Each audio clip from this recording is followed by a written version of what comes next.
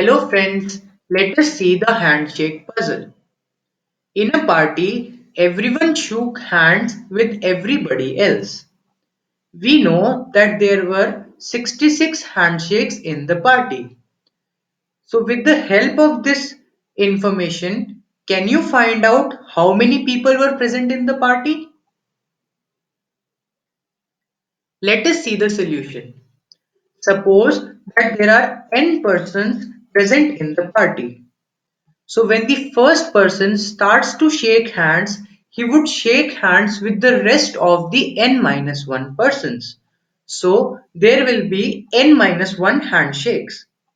When the second person starts shaking hands, he would shake hands with everyone else except the first person because it has already been done in the first round.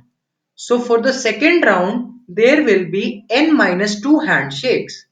Similarly, the third person makes n minus 3 handshakes, leaving only the first and the second person. To understand it more clearly, let us take an example.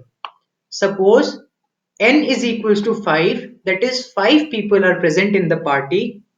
The first person shakes hands with n minus 1, that is 4 people. So there are 4 handshakes for the first time. In the second round, the second person would shake hands with n minus 2, that is 3 people, leaving the first person. Similarly, the third person would shake hands with n minus 3, that is 2 people, leaving only the first and the second person.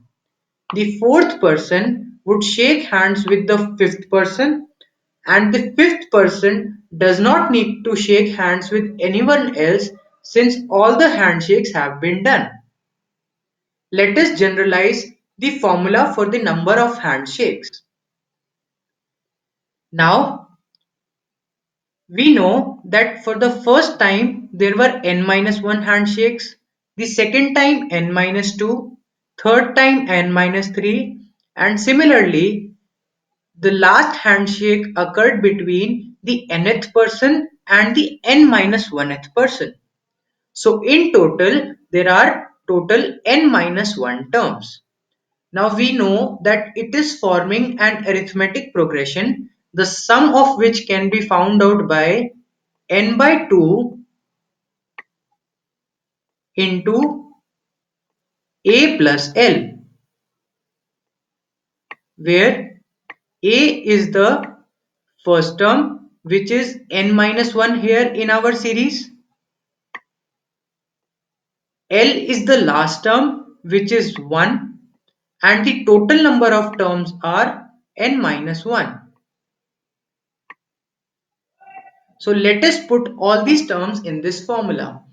Putting in the formula, we get n minus 1 into n by 2 is equals to 66 as specified in our puzzle.